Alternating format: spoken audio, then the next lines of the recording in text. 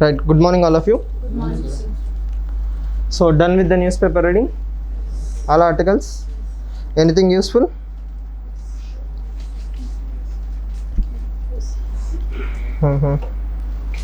Okay. Now, how many of you have read this limits of POCSO article? Understood it?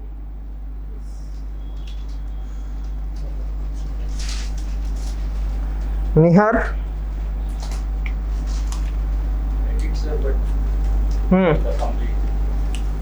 Sir, it's more about lawmaking and enforcement. Okay. Okay, so tell me what you found not valid and valid in that particular article. So she is saying it's more about how the law should be made, so it's not relevant.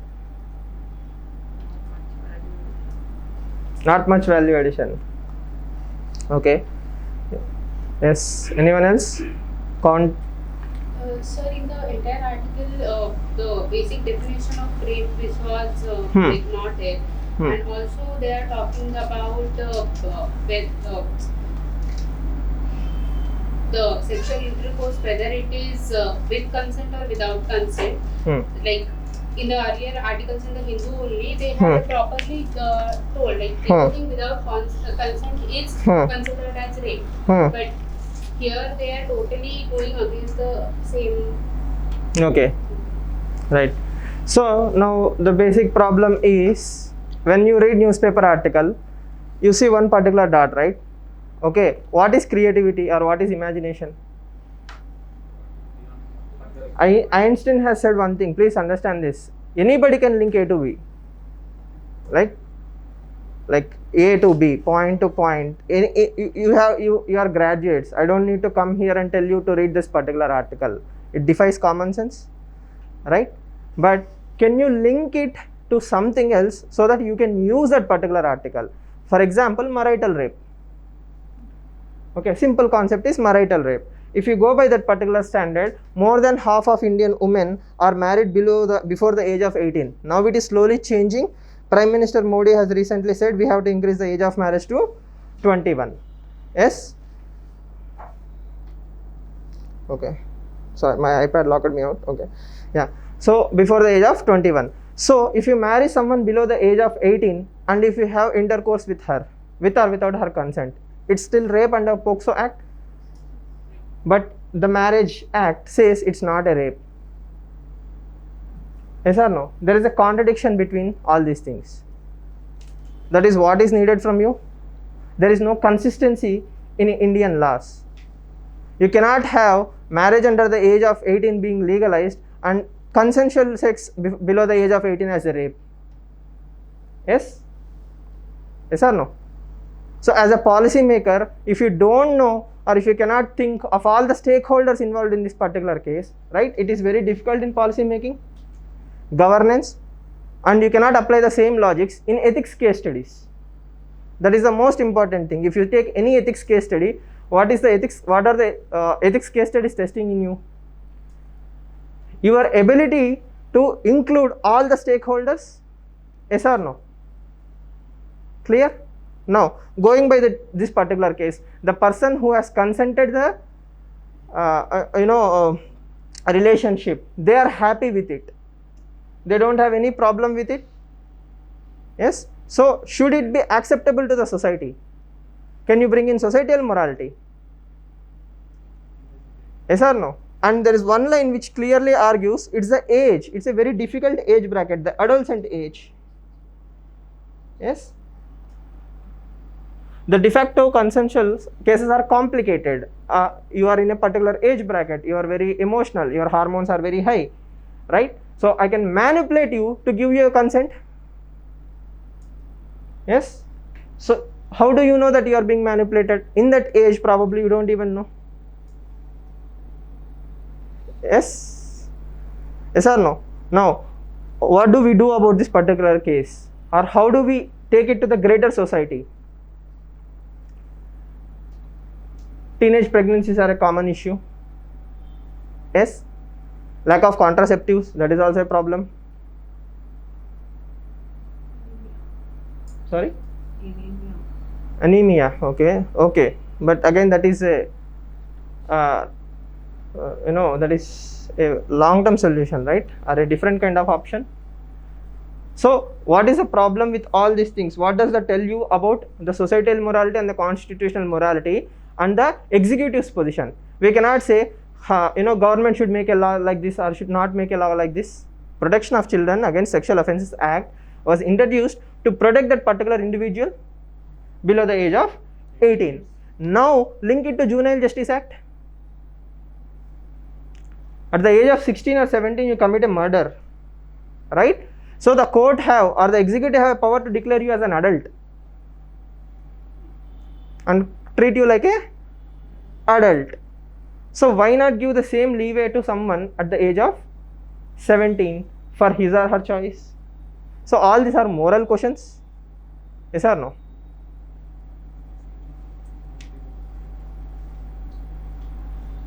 Very hard to draw a line. Where is to give consent or not to give consent. Again, the problem is, if I arrest that particular person, am I not destroying a family? Let's say it's a utopian scenario, but someone made love at the age of 17, they got married and they are happy, right? I'm not saying that it's a one-off thing or something like that, but in the long run they are married couple. But can we call it as a rape? Technically the blanketed approach will call it as a rape. So we have to bring in compassion, we have to bring in societal understanding. Are we matured as a society to even accept this? What are the wrong term, what are the negative ramifications of such argument? Yes. But when we have laws like love jihad which say women can't Choose, their partner, and we're actually aiming for people at 17 years to choose a partner to make love. Isn't that an oxymoron? Yes. Why oxy? You can call it as moron, right? Yes. But the thing is, you need to bring in all this thought process, right? Like why there is an inconsistency in law. Will increasing the age of marriage to 21 also should we increase the age of everything else to 18? Why there are different mechanisms? Clear? Now, should we go by case basis or should we have a blanketed approach? Will diluting the POCSO Act lead to more cases? What is the conviction rate of POCSO Act? It's in single digits. Yes? Clear? So again, articles like this will help you answer your ethics case studies better or give your way forwards better. Yes? Clear? Okay. Now, so if you haven't read this article, the concept is someone below the age of 18, let's say, consent has to be important. Now, what is consent? We have to understand the term consent. Yes? The levels of consent is again a totally different scenario. For example, Julian Assange case. All of you know WikiLeaks founder Julian Assange. Yes? So he was arrested in a case where the victim alleges he raped her. It's a consensual act, okay, and the contraceptive tore. Okay, so the victim alleged it as a rape. Right? You need to have an open mind to understand and accept that. Think about the level. You are in a consensual relationship or you are a consensual act and the contraceptive failed. Okay, and she alleged Julian Assange raped her. Yes, that is a whole different level of understanding. We are discussing about marital rape. We are discussing about consent. Clear? I hope you understand. So there are different levels of understanding of the society. So please make sure you have as open mind as possible to allow all these thoughts to come into your mind. You have to entertain an idea without accepting it. Personally speaking, society is not ready for the amendments that the author discusses about Protection of Children Against Sexual Offences Act. For every one genuine case, there are 10 other cases which have more problem. Clear? Yes? Now, while we are at the same topic,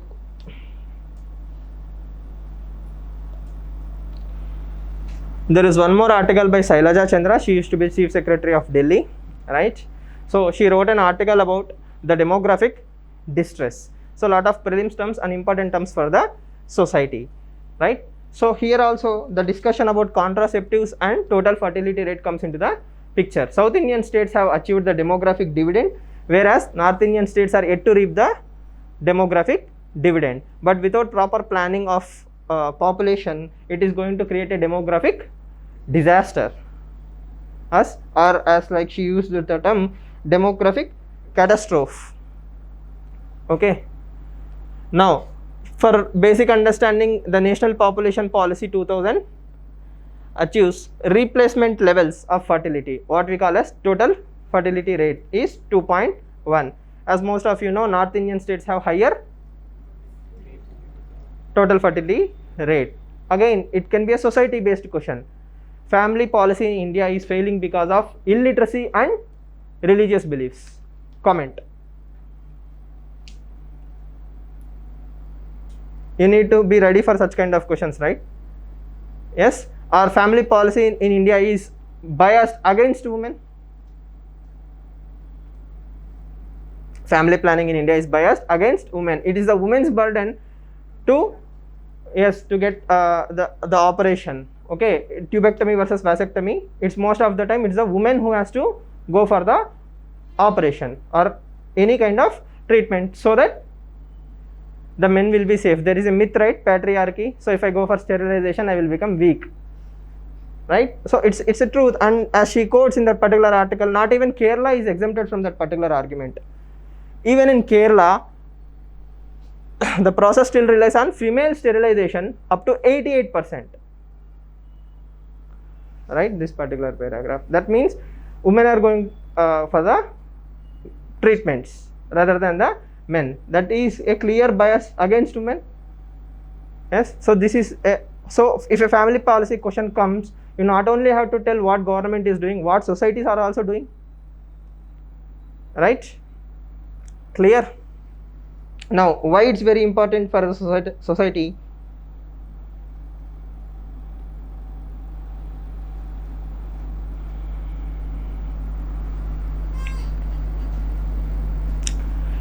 Inequalities and poverties prevail. See, the more number of children you have, the more poverty will increase. Quality of life will come down.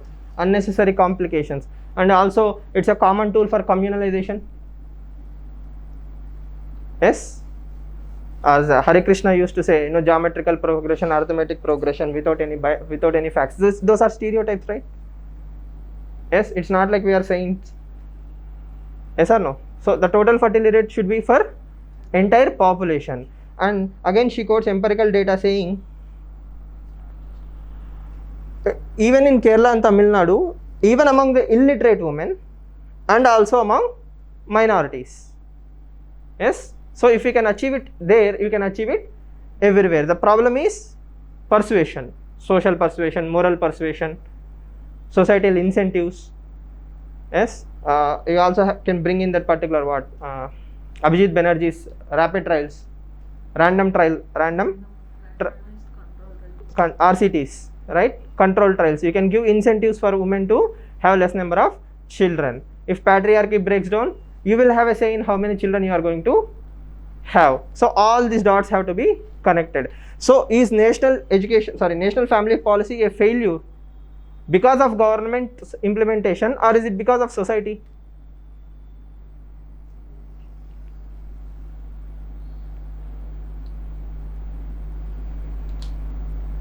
Again, the consent of women is important, right?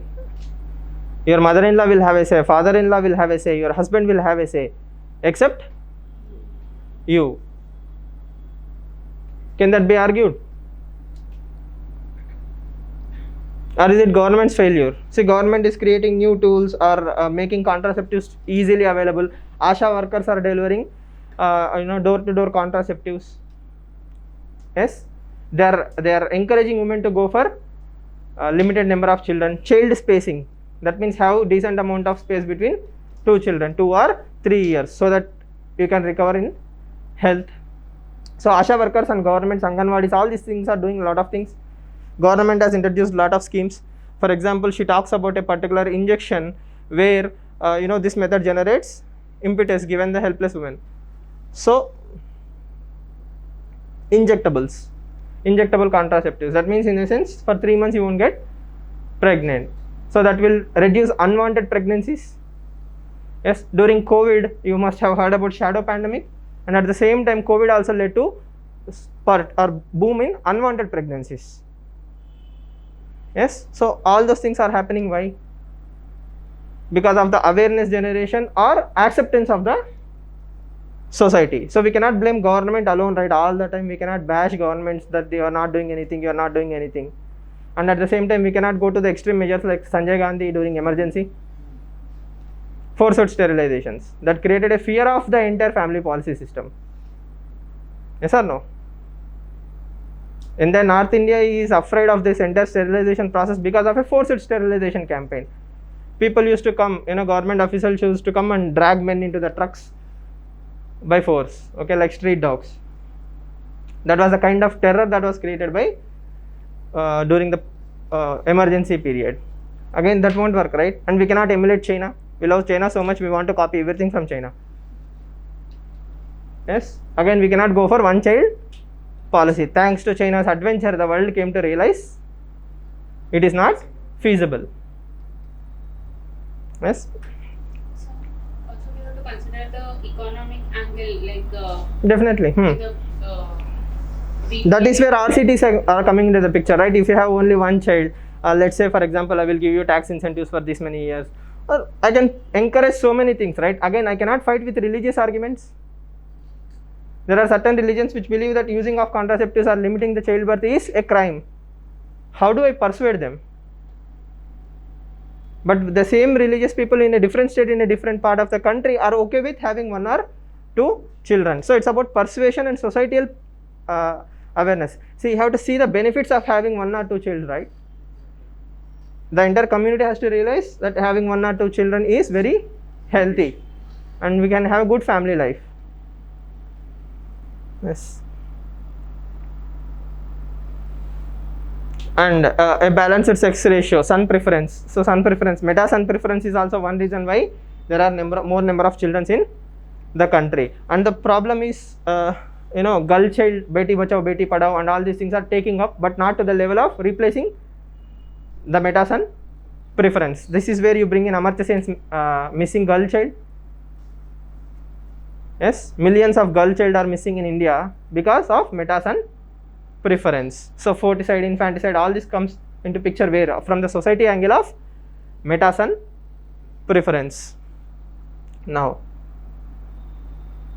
so as I told you, China has a demographic catastrophe which is leading to the bride shortage. So that will be faced by South India sooner than later is her argument. Okay, so Haryana has already faced this in India. That is called as bare branch problem. There is a concept called as bare branch problem. That means the men are not finding enough women to get married. So they go to different states, cultural assimilations, cultural shocks will take place. Yes. Now thanks to Beti Bachao, Beti Padhao and other programs, child sex ratio has drastically improved. There are some districts in the country which had 652 is to 1000. Only 600 girl child for 1000 boys. So that has drastically improved. Clear? And see how beautifully she links. The theoretical possibility that younger people from central northern states may fill the growing gap in services will need strong political support. People from Uttar Pradesh and Bihar are coming to southern states, and if everybody vote for Marathi Manus, the son of the soil theory, regionalisms will be promoted. So by those 2 articles, spokes on this particular article, you can revise entire GS paper 1 society syllabus, right, more or less. All you need is to have the ability to connect the dots, or else you will sit in the exam hall and you will clicking your pen. I need examples will come from war. You need to have something here to recollect. You cannot create something out of the thin air in the exam hall, right? Yes. So son of the soil theory, the Haryana reservation and all these things, apart from that you will find the issues. Why? Even if you take right now in Hyderabad, if you have to construct a house, carpenter work, who is the first person you approach? Probably a Rajasthani, right? Or someone from North India, UP or Bihar. It's an open secret, right? Yes, because they technically prefer to work in a cheaper fashion in comparison to the local labor. That is also a problem, right?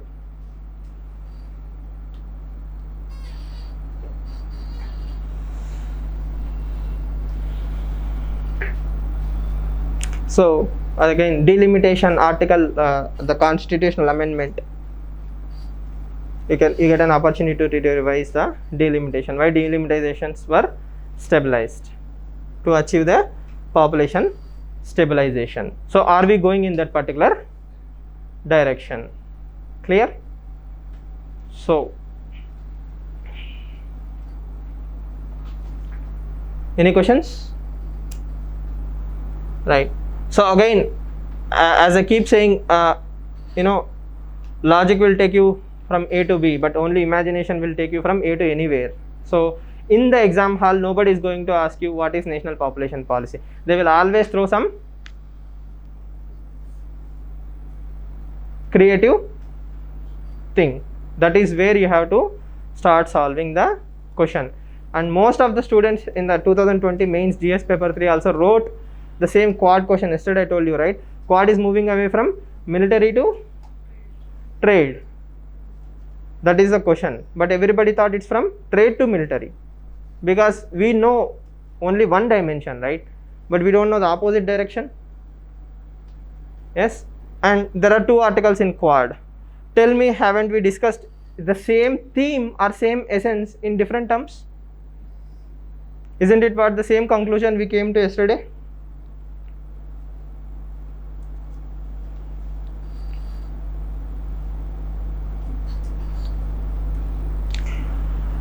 Alright, so again, we don't have to spend too much time on this particular article, but the concept is the same.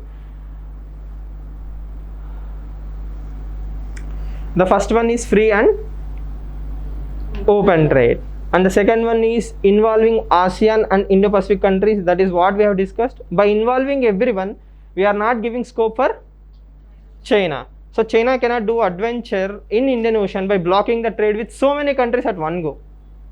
Yes, you are creating a common enemy out of China by creating an atmosphere or a zone where trade is flourishing. When trade is flourishing, automatically relations will get complicated. Yes or no? Or intertwined. That means if I am trading with Indonesia and if you are doing some adventure in Indian Ocean, it will affect both Indonesia and me. So my enemy's enemy is my friend. Yes, that is the simplest Panchatantra story that we are using. Yes or no? Yes? But then if all the countries come together to avoid one particular country, Not avoid. Again, the term is not include free and open Indo-Pacific. If China wants to do trade in using Indo-Pacific, you are free for that. the kind of language used by China, you are doing anti-China, you are doing anti-China. We will discuss. It is the kind of message they are trying to send to the language.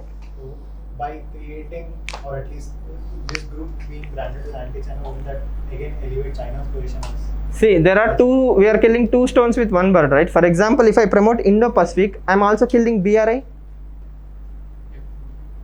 But as an alternative, it will exist, right? I mean, you can't have. It will exist, but again it has to be maintained. This is used to. For example, why did we adopt 1935-1945 to our Indian constitution? Indian democracy, Indian population was more or less used to some kind of parliament system or democracy, and we just transferred it to our own suiting, right? We did not reinvent the wheel. We continued the same ICS and converted into IAS. Why? We are used to administer using bureaucrats, right? In the same way, Indian Ocean or ocean related trade is already existing and it is going to increase, right? For example, if polar Arctic ice cap melt, okay, that is also going to increase the shipping lanes and all those things. So but BRI is something that has to be maintained, established and balanced. I have to create a new infrastructure. I have to maintain the friendly relations with all the countries that the goods are passing through. I have to maintain the logistical cost, right? And BRI is created with single agenda, that is to promote an alternative trade route for China or Chinese goods, not for everyone else's sake. The ultimate beneficiary in BRI is who? China, right? All the roads lead to China. Whereas ocean trade, it's free, it's existing, and you are used to, and anybody can do the business, including China. We are not saying China, please don't use Indian Ocean, right? We are saying let the status quo be maintained. When I am assured that status quo is maintained, I won't be inclined to invest in BRI. See, why do Bangladesh or Nepal has to join BRI? Doesn't Bangladesh have a huge seaports? Right? Of course, you can open the market in Middle East, but it is not a huge market, right? At the same time, energy dependency states like India and China need free flow of trade. So, for next 20 years, if I don't have to worry about Indo-Pacific, my energy securities are met, my trade securities are met.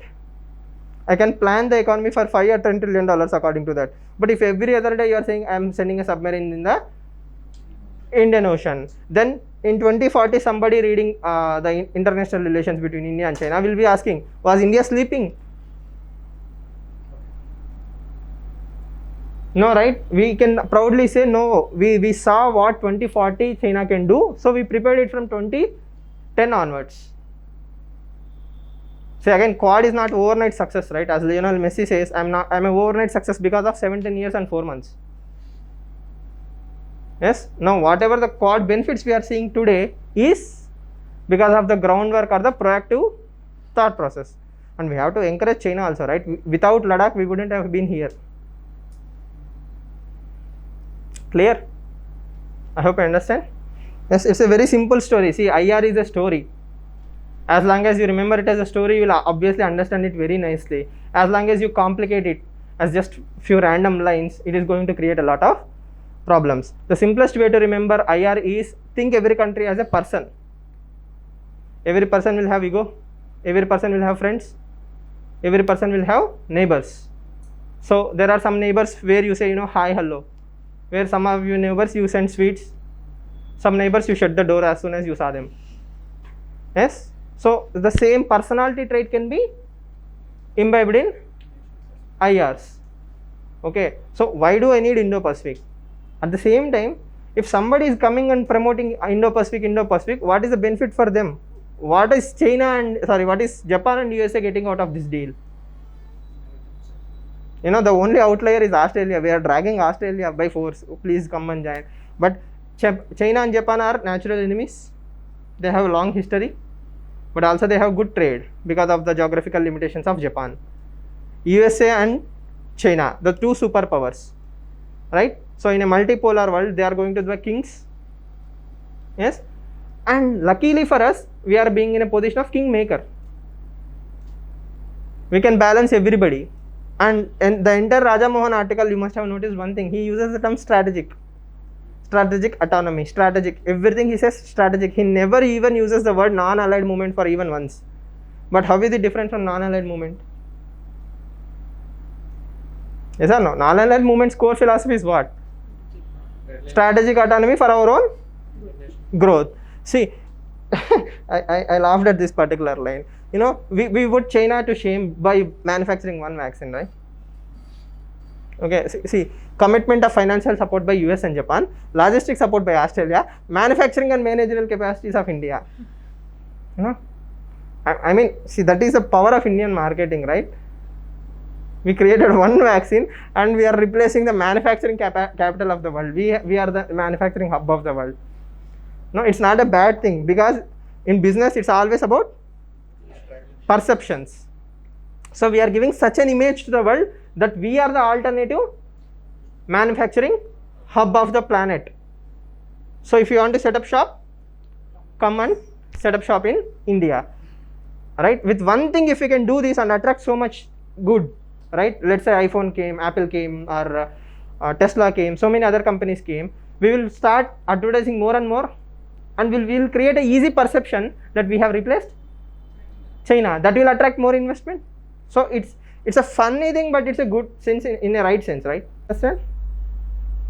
So this was not proactively done by previous governments. That is the credit of this particular government. And smartly what? We are using the Quad as an opportunity for marketing. Yes, we are giving something, we are also gaining a lot. So here India is a winner in Quad.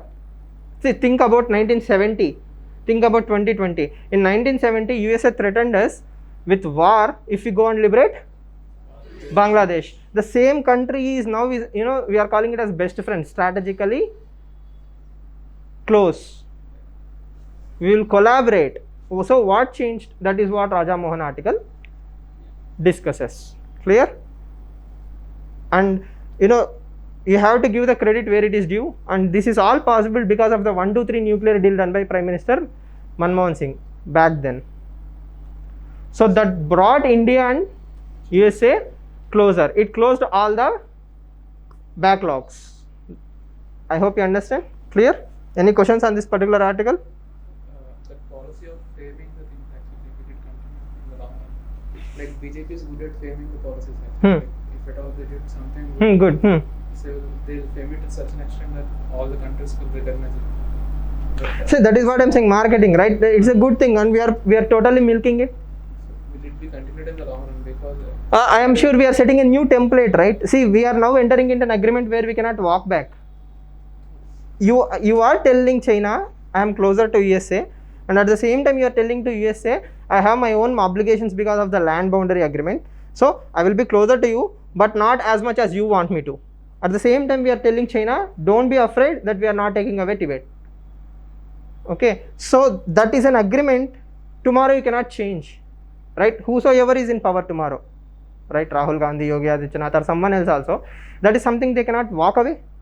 Because if you walk away, you are making enemies out of both of them, and you cannot make enemies out of the two largest superpowers. So I think it's a new benchmark we have set, right? And once industries come and start set up the shop, okay, money flows. Where money flows, people automatically take care of themselves. Probably there will come a day where industrialists will choose the prime ministers or the chief ministers according to their own choosing, right? Probably never happened in India, but it might happen in the future. Clear? Yes. Yes. Any other questions?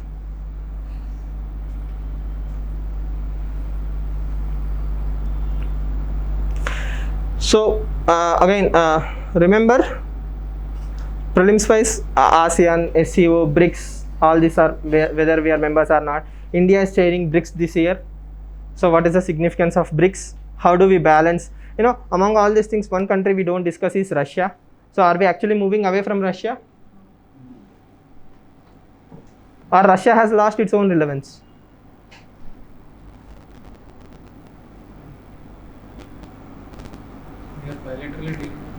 We are bilaterally dealing with Russia. But again, everything comes back to one thing. As long as we keep moving towards the direction of $5 trillion or $10 trillion economy, everybody will be managed. Any kind of offset can be managed. But the moment we stop growing as an economy, it's the end of Indian story. So India's growth story lies in growing. Atmanirbhar Bharat plus Make in India plus Stand Up India plus Startup India. Yes or no? So all these Indias have to synergize. Sir, with Russia, like we have this that line of credit, and also in the today's paper only the 56%. Defense partner. Hmm. So how can we say that we are moving away? Again, Russia used to dominate around 80% of the trade. Now we brought it to near 50%. So And in general it has decreased with all the people. again, the timing of that particular report is different. But if you see, even today's standard, we are moving towards indigenization, and also we are diversifying our exports. France, Israel, and USA. Let's see, why is USA so close to us? Why did USA made so many agreements, CATSA, Comcasa, and all those things? Because we keep buying weapons. So they even tried to force us to buy THAAD instead of S-400. Yes, but to maintain that relationship with Russia, we are buying S-400. Yes. So again, as I told you, international relations is all about the person to person, or that personalization of relationships. Russia is what? Hardly $2 trillion economy, and it is having its own heavy issues, not normal issues also, right? Oil has been blocked. Western countries are putting a lot of pressure, and every other country is manufacturing weapons. Earlier, Russia used to have near monopoly, at least for us, right?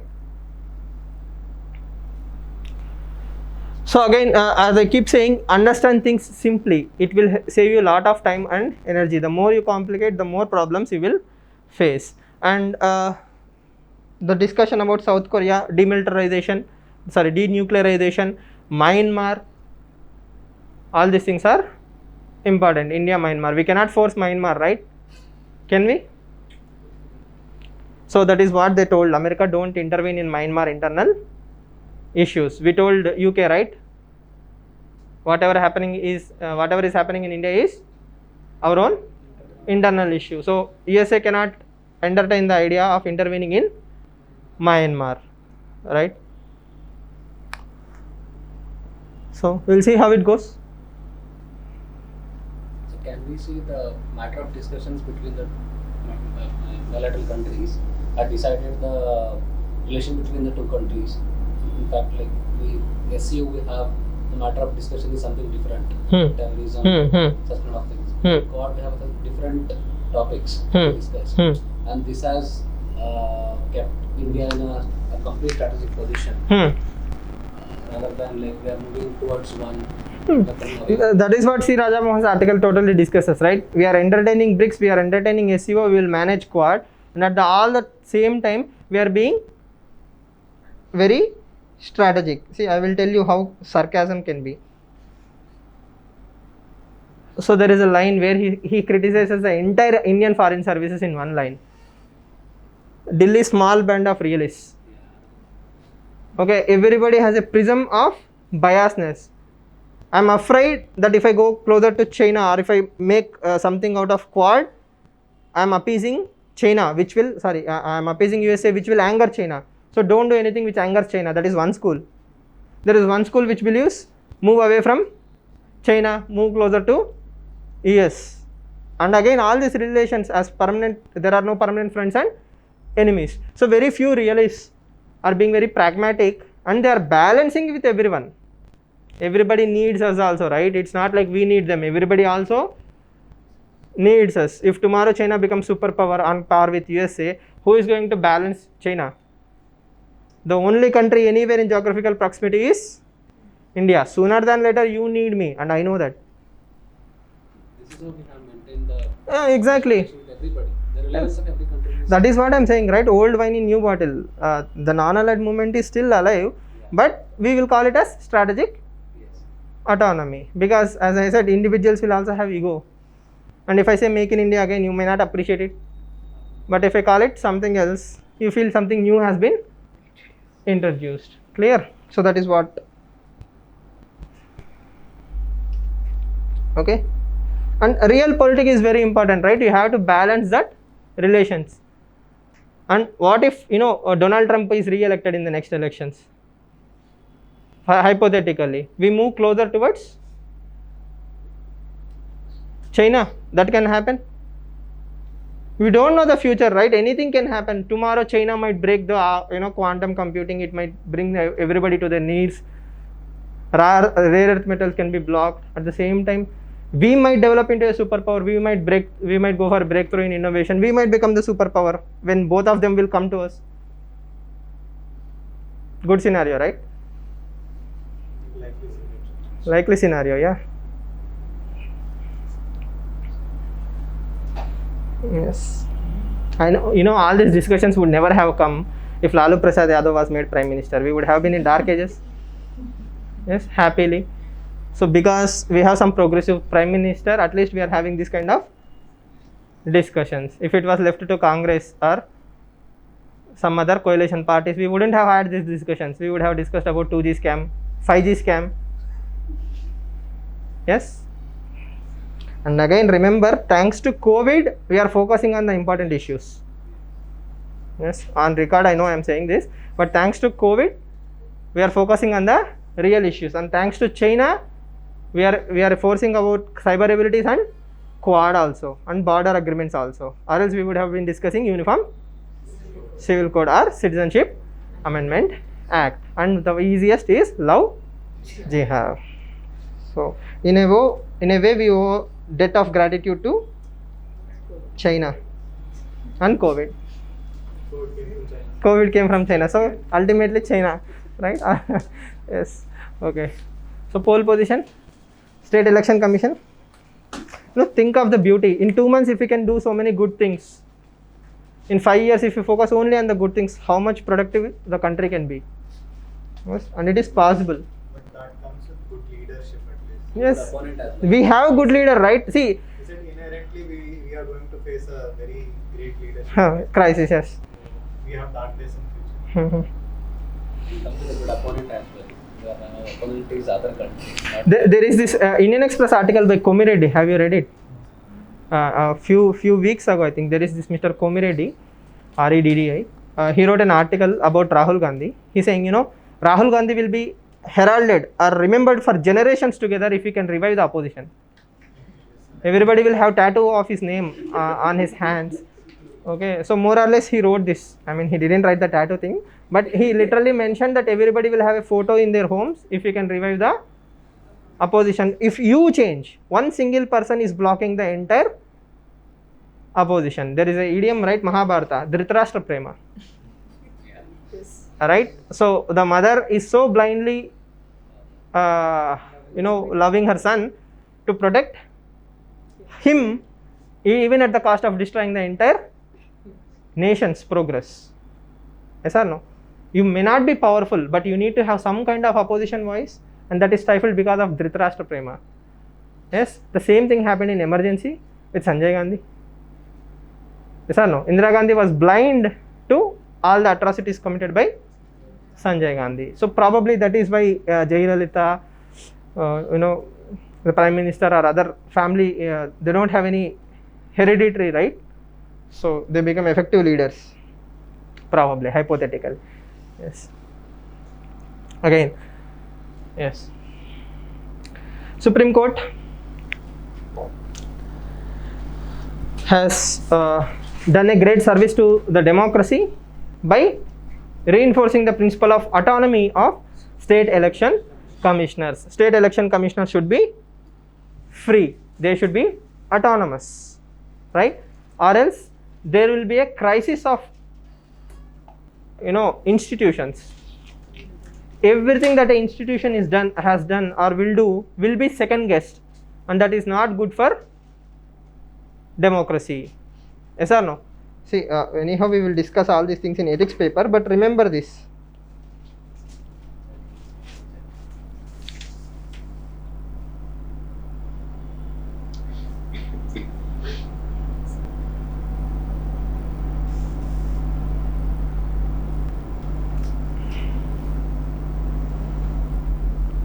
Say A, B, C, D, E, F, right? All these are institutions.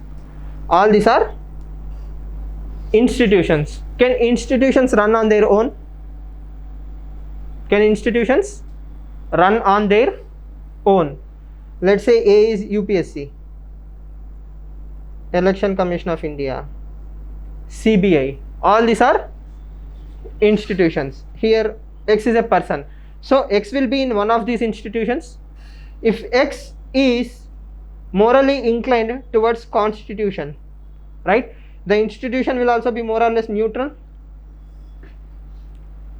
Yes, all the rules in the world can be bent if this person is manipulated.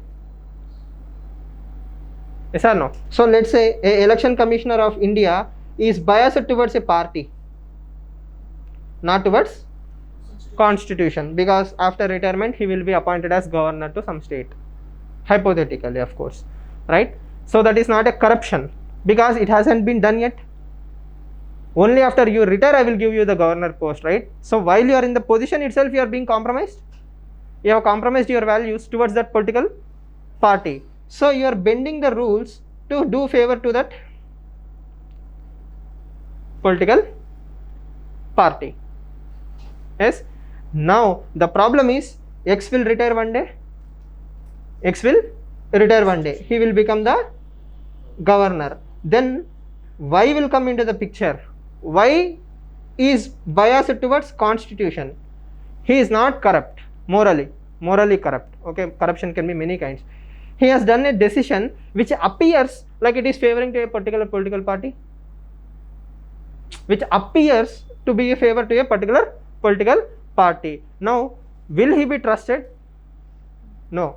Because of one person, the entire credibility of institution is gone, at least for the next foreseeable future, and it takes a lot of energy to bring back the reputation to the institution. These are the problems. I hope you understand. So what you do for your temporary gains will cause long-term damage to the institutions. Are we clear? I hope you understand. So we can also say that if enough safeguards are not there. Again, that is what I am saying, right? All the rules and regulations are there in the world, but can you prove that it is corruption? No, right?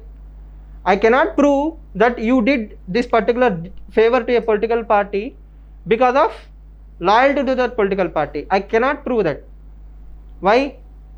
No crime has been committed and everything is played within the right. That is what Chanakya says, right? You cannot find whether a fish is drinking water when it is in water. As simple as that. Can you prove rules has been biased? I use the rules to my discretion. It's next to impossible to prove that corruption is done. Why? Simple common sense, right? X is not taking a single rupee. X is not bending the rules. X is biasing the rules, and you cannot argue that he has done this to favor that particular political party. After his retirement, after 3 months, after 6 months after that, I mean 9 months down the line, I will appoint him as governor or some other post. So you cannot link back, I promoted him as a governor because he has done that. Clear? So what are rules and regulations? Are they airtight compartments? They are more like guidelines. Say, Vallabh, go to the door. Okay, Vallabh, please walk out of the door. He can come here, he can jump. Yes or no? He can walk on the table, he can do a somersault, then open the door, or he can just pull back the chair and walk away. Is it wrong? No, right? So my order was what? Vallabh, please go out of the door. I didn't say how. So it's my discretion, right? So as long as Vallabh is somersaulting here, I cannot criticize he is doing something wrong. Yes. So that is why institutional integrities are protected by the people who man them. If I control the head of the organization, I control the entire organization. Again, Sindhu, Central Bureau of Investigation, don't they have any rules and regulations? Yes, they do, right? So what did Supreme Court call it?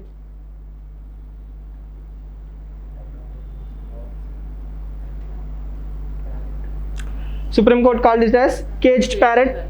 So we both are not as wise as Supreme Court, right? So I can have biases, you can have biases, but Supreme Court is not blind. Yes, and you can see thousands of cases where political parties are silent, and the moment you do something else, CBI raid has been done. Do you need enough proof that institutions are compromised? Maharashtra elections, just before that, the Fadnavis resignation and one day CM Fadnavis, right? So one day CM. After that again Shiv Sena came into power through coalition. So what happened? The number 2 in that particular Congress party was having CBI raids. He was the smartest person. He pulled over one, right? So he went into the BJP, cleared his cases, again came back to the political party. Yes. Doesn't that tell you the institutions are compromised? So what happened to all the rules and regulations in the world? Yes? Clear? Now again as I keep saying, corruption is not money or corruption is not posting, corruption is moral. Yes or no? So have you ever seen a series called as 24? Heard of it? There is a series called as 24, the 24 hours in a day. So there are 24 hours in one season. Okay, so it's like starts with 6 a.m. and ends with 6 a.m. English one. Anil Kapoor purchased the same for a certain amount of money. Okay, in that series, in the very first episode, a boss will come to the hero and he says, do something which hero knows is suspicious, right? He tranquilizes the boss and he threatens him, he blackmails him and all those things, then the subordinate comes and asks you, why did you do that? He says, he is a corrupt fellow. If I close my eyes for the first time, that is a compromise, right? What are you doing when you are allowing corruption? Not reacting. Compromising your values or morals. The first time you do that, that's all it will take to make you corrupt forever. You cannot come out of it. If you want to come out of it, your subordinate will say, sir, last time you have done corruption, no? So you are giving a weapon to the enemy. All you need to do is the first time. First time if you compromise morally, that's the end of the road. So corruption is a moral issue rather than anything else. All the rules in the world are stopping corruption. Corruption Perception Index, India ranks 80s. 80. I think our rank has improved. Again, we called it anti-national report. That's a different scenario. We don't believe in that. 2500 years ago, Chanakya said one thing. There were 40 types of corruptions in Vijayanagara Empire. He wrote it in Ardhasastra. There are 40 types of corruptions in, the Mauryan kingdom. Okay. Yes. So there are 40 types of corruption. Back then the administration was very simple and everything was like the king is the god. Now think of the complex democracies we created. I will tell you a true story. There is a judge who went to Shimla. His Jyotishya said, take a resort which have east facing. Right, like the astrologer or someone. So the judge wanted some resort with east facing door. Okay, but all the east facing doors are already booked. So a bureaucrat next door is occupying a east facing door and the judge went to that particular bureaucrat and asked him, please vacate it, I want to take this. And the bureaucrat refused. And the judge held a grudge and he has laid cases in the future against that particular bureaucrat. Can we call it as corruption? You won't believe what kind of systems we are dealing with. Clear? Yes, Sharad? How do we ensure autonomy in this? By introducing ethics syllabus in UPSC exam. Yes. Yes. Sir, we say discretion Is the Hmm. cause for all this, but then there will Will- come some of the other situation where Definitely. you must use discretion. Definitely. You can't. Man everyone, that is true. Again, coming back to this, their problem was with the appointment of the kind of people. So how do we ensure we have free? Have a constitutional board, have a list of articles ready, right? For example, there was an article in Hindu recently which says appointments are very vacant in lot of posts. Okay, so State Election Commission, have a committee of UPSC or something where the people who are going to retire, create a list of order. Tripura State Election Commission is about to retire, so he is about to retire. Find out the top 5 probable candidates, inform the state governments 1 month in advance that this particular person is going to retire. Choose among the 5. See, again corruption will happen. I am not saying that a favorable candidate won't be appointed, but at least there will be some legitimacy, some filtering mechanism. Yes, see, we are not talking about individual capacity, right? We are talking about systems capacity. Systems capacity is unlimited. All you need to do is create a database.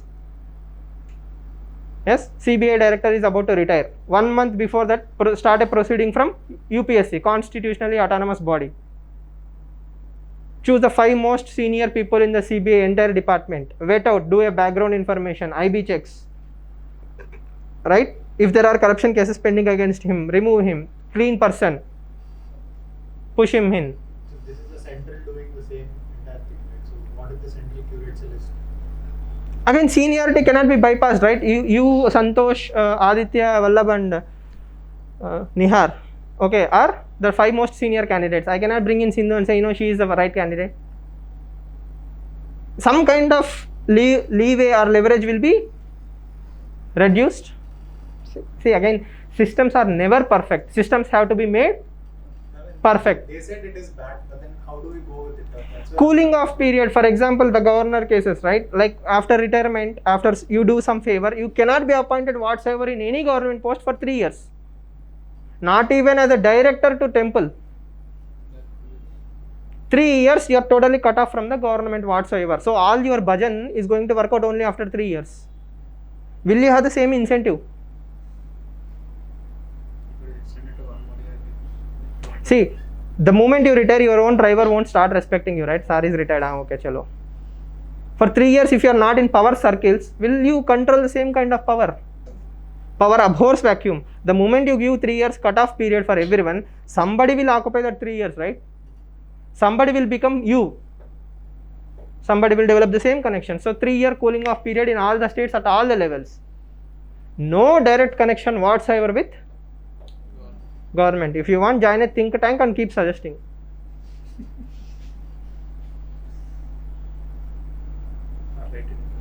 Yes or no? If you are having so much experience and love for the country, why don't you join a think tank, write reports? Yes, you can serve from any place, right? Simplest solutions. But the system has to get used to it. Somebody who spent 40 years of their life getting salutes everywhere they go, suddenly you are walking on the road and nobody recognizes you. Your ego won't accept it. I will tell you one more true story. You don't believe me. Level of IAS officers, who should use green pen? There is a level of IAS officers, right? You are a new entrant, joint secretary, cabinet secretary. There is a discussion and a group of notifications and RTA applications that who should use green pen. Within IAS officers, like you get the idea, right? All gazetted officers are supposed to sign with green pen. But within, if you are in a secretariat, if everybody is an IAS officer, how do I show that class difference? That is a true story. I am not kidding you. Why will I make up that story? Yeah, and they concluded by signing, the highest authority only should sign with the green pen. Everybody else should use blue or black pen. Okay, I forgot where I read it. I will let you know the source. You will be surprised. They spent around 6 months or 1 year. Okay, so that is how the power gets to you, right? As Lord Acton keeps saying, power corrupts and absolute power corrupts absolutely. Okay. There is a power gap between the people and the normal bureaucrats. See, the moment you enter into that list, you are an IAS. You belong to that Devaloka. Right? Like in India, person we are seeing it like that. Yes, of course. In other countries, they are not the same. Definitely, and that is what Pratap Bhanu Mehta writes in that particular book. The burden of democracy. Outside the country, if you are, security guard, Obama book also. Security guards and Obama used to play basketball, and one of the days he broke Obama's lip also. If you see, so you don't see that kind of thing in India. The moment you are after 9 to 5 job, after 5 p.m. your driver is your friend. That doesn't happen. Your driver is driver 24/7. So that has to be rooted out, right? And I don't know how many of you have been to Delhi. If you ever go to India Gate and all those things, if some VIP is going, the iRobots movie, have you seen it? Yes, there is a scene where the hero's car was attacked by all the robots, and car is overloaded with robots. You don't see the car, you only see robots, right? The same way, guys in Safari will be clinging to the VIP cars, like 20 people outside the car, bulletproof car. That is the colonial hangover. Okay. Yes. Again, Article 142. All of you know the importance of Article 142. I hope you understand why this particular article is important, why autonomy is very, very important, because cooling off periods are very important, and there cannot be corruptions, moral or otherwise. That kind of system has to be developed. Only then democracies will flourish. If people lost trust in constitution or institutional integrities, like that is happening in Andhra Pradesh, okay, nobody will trust you even if you do the right things. That causes more damage to democracy than your temporary victories. Yes, and as Ambedkar says, constitutional morality is not something that comes to us naturally. Yes, constitutional morality is not that comes to us naturally. It has to be taught, it has to be imbibed. Clear? Constitution, rule of law. I hope you understand. If you have any questions, do let me know.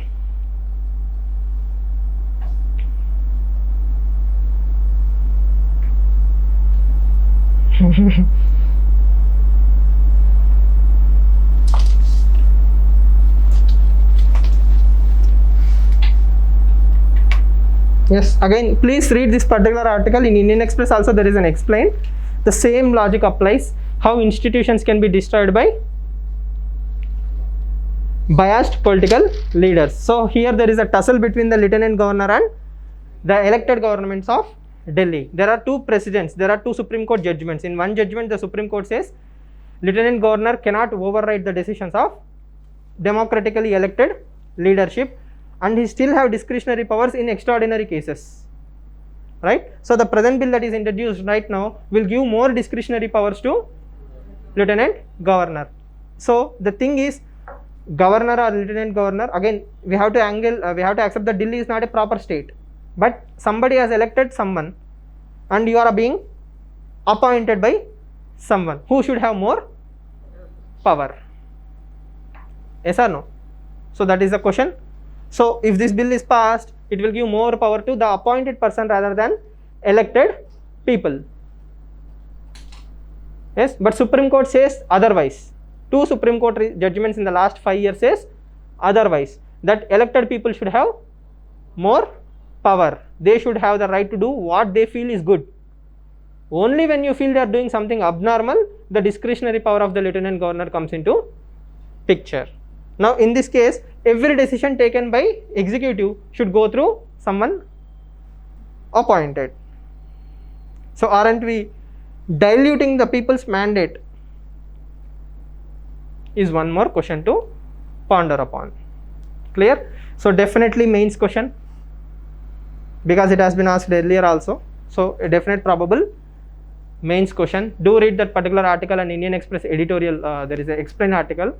Tomorrow we will discuss the same. Yes? What is the reason behind giving the discretion for union territories? In the union territories, Union territories are controlled by, see again only two, right? Again three right now. Jammu and Kashmir, Jammu, Pondicherry and Delhi. All these three only have elected representatives, but they are not totally states or full powers, right? So they need to still have that flexibility to do what people have mandated them to do. so who will give that authority then? Ultimately, it's the Lok Sabha, the parliament should give them the power.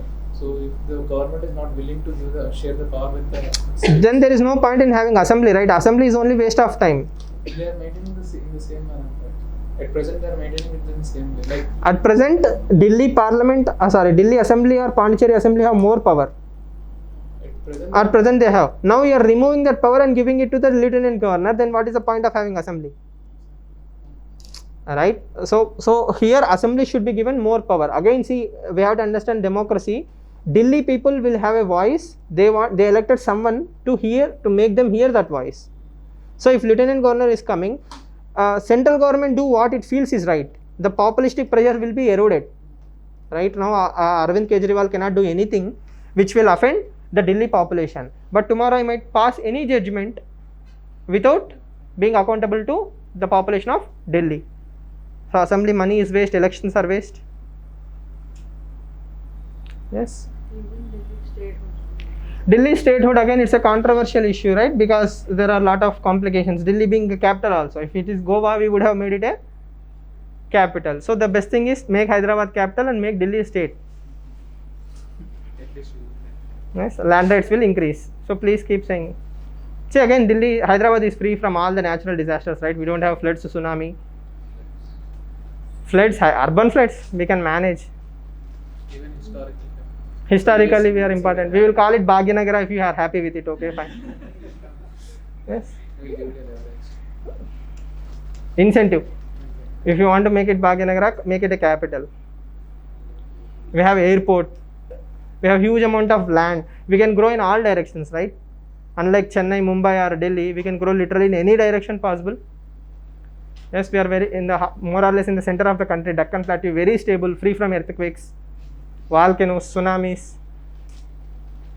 No rain floods. Like urban floods are one thing. Then I'm giving you all the incentives in the world. No air pollution, no smog, no flight delays.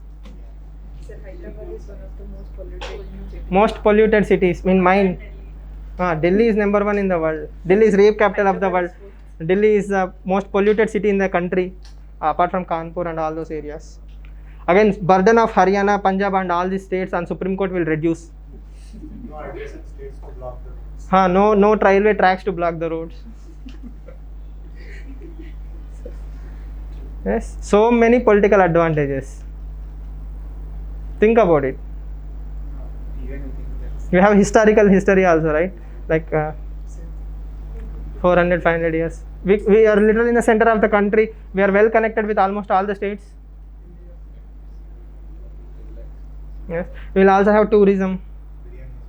Biryani is good.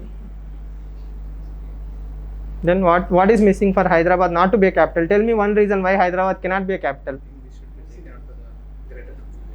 So people will talk about. It is not in the heart of the country. Musi will be beautified. If Ganga can be cleaned, why not Musi? Regenerate. Delhi has Yamuna. Okay. Yamuna is also most polluted river in the. Say, I will argue because of electricity and water supply to Yamuna, to Delhi, Himalayas are being destroyed. So we are putting ecological pressure. We don't need that in Hyderabad. Yes. Delhi center hub for everything. See, no great Akhand Bharat ruler had Delhi as capital. Everybody has Patna or Kolkata as capital. Yes or no? No single Akhand Bharat ruler had Delhi as capital, except for the Mughals, and that too their proximity towards the northwest frontier province. They wanted to control all the areas also, right? So,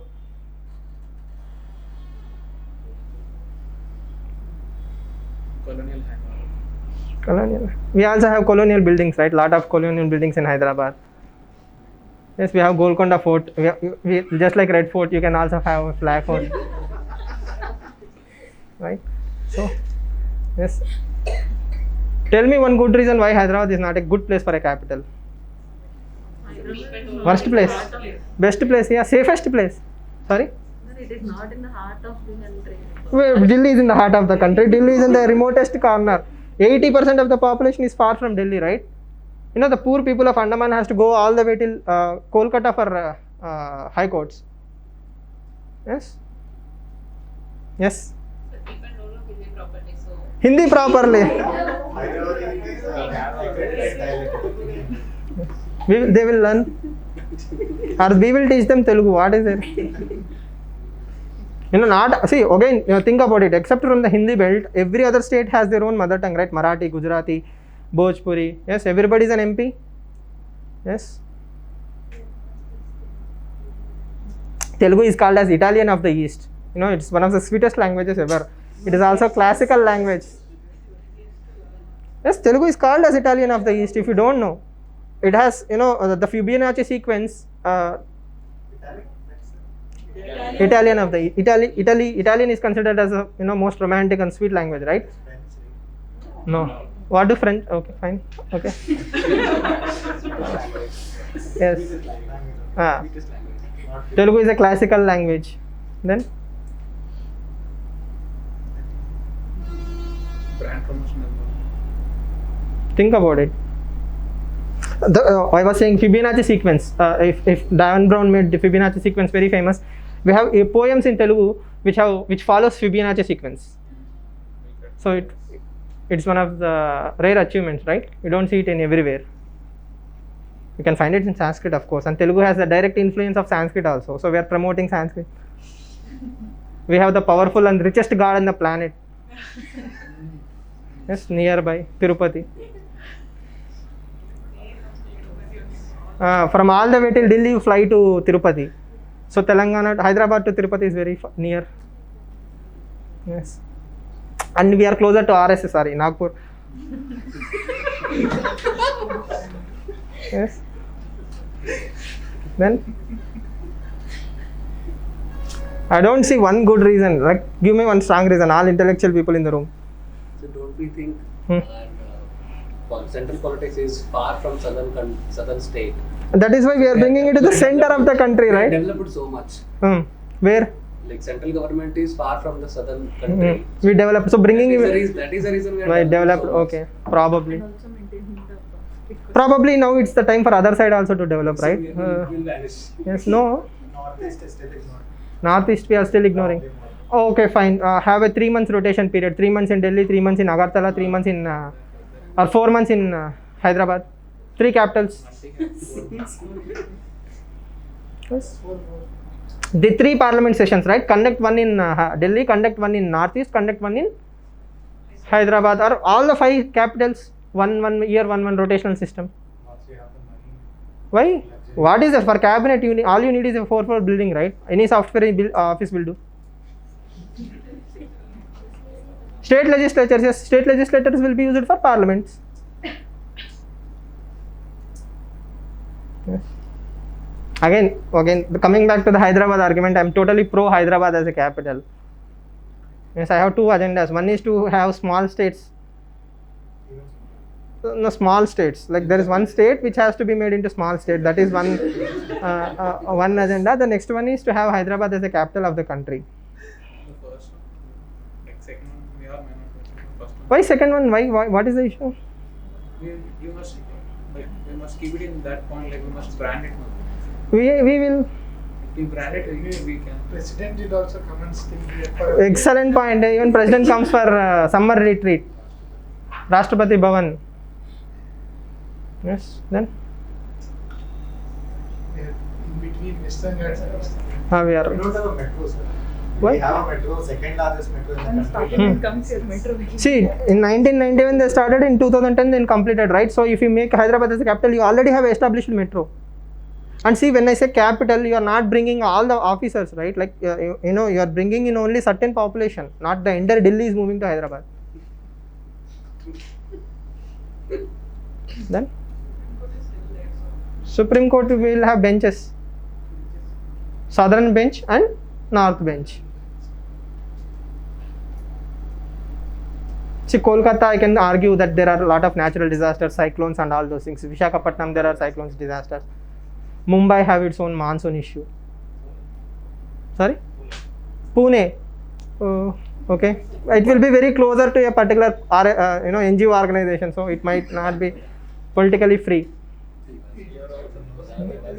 I have to find a negative point, right? Is any questions? Are you convinced that Hyderabad is a good place for capital? Yes? We should start a party on that. Yes. Sorry? I will entertain the thought Without accepting it. I strongly suggest it. See, all the problems of the country will be solved. Is power sharing problem? I am telling you, if you want to buy a land in Hyderabad. Sooner than later, we will start a political party and we will make it a campaign. Like, we need capital of Hyderabad. What are the disadvantages? Population will increase. But Hyderabad is being one of the stable, on the most stable region. We can have vertical floor spacing. We can have permissions up to 50 floors, so we can grow vertically. Water scarcity. Water scarcity might happen. Okay. Delhi is problem. Bhagirath program. Mission Bhagirath is there. Hyderabad itself is grabbed from AP. Hyderabad is okay. Hyderabad is made from AP. Thanks, you did not say Deccan basalt came and made in Hyderabad. Okay. The volcano activity of Deccan created Hyderabad. Okay, fine. Then Tamil Nadu people should cry, right? Andhra was taken away from Chennai. Yes. Language is not generated. Which one? AP and Tamil Nadu. Okay. That is exactly the attitude of Andhra people, which discriminated Telangana into a backward region, and that is why they demanded for a separate state. If you have treated everyone equally, this wouldn't have happened. Yes. Once I am decided, like, I have to make Hyderabad as a capital, I will argue tooth and nail. It will be vulnerable, sir. Why? If we remove the central government from there, those states will be vulnerable so much.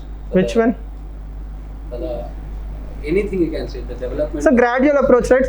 Do it on a pilot basis, 6 months there, 6 months here, then slowly move towards south. 6 months here. That means Then agreeing that after at 5 least- years. Not completely, at least. Overnight I cannot change the capital, right? I am not Partially I agree. Muhammad bin Tughlaq, so That's what I said. yeah. So Partially I agree. we have to gradually shift to Hyderabad.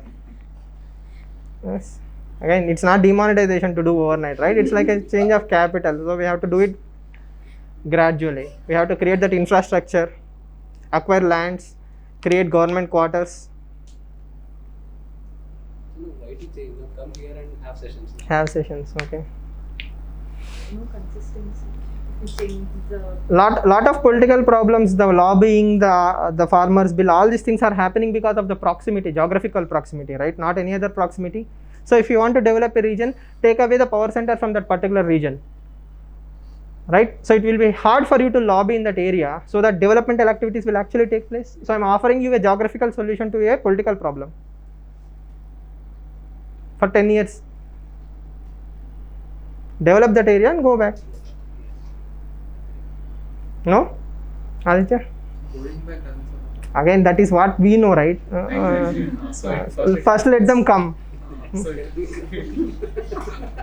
They will be rooted, right? Just like the quad. Yes. Clear? Yes. Okay. Sharad is not convinced. No problem. One dissenting vote doesn't change the democracy. Yes. Yes. And it's a good thing, right? He believes that Delhi is a good place. So, have you been to Delhi? How many times? Like tourism? You stayed there? Kind of stayed there. Stayed there. Okay, fine. Which area? We have Karol Bagh and House. Okay, fine. I can understand. Karol Bagh, you see diversity, right? Yeah. You see India. You see people from every state, more or less. So you don't know. All the way Actually, like Delhi. Faridabad are stayed. Faridabad. Okay, fine. Then you know. Okay. Yes. Any other questions? Yes. Again, one day, probably in future, when you see this, so like 10 years down the line or 5 years down the line, you might consider it as a good idea, or it's a worst idea possible. So we don't know without empirical data, right? So we'll see. Yes. Santosh, are you convinced? It's fine. Start from the beginning of the Oh, very good. Visionary. We have a visionary. Yes, good. Do you have a land in Hyderabad? can be accommodated. Sorry? They can gather that even they should. Do you personally have a plot? No. Okay. Start buying then. Before Yes. Once you are obviously after getting into service, we will discuss. Yes. Any other question? Yes. So jokes apart.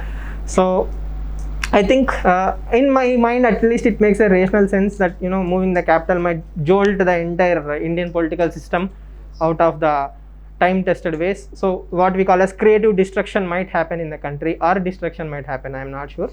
So I hope it's creative destruction rather than destruction. Yes. Okay, then if you have any questions, do let me know, or else see you tomorrow. Yes. So how many pages of DK Balaji left?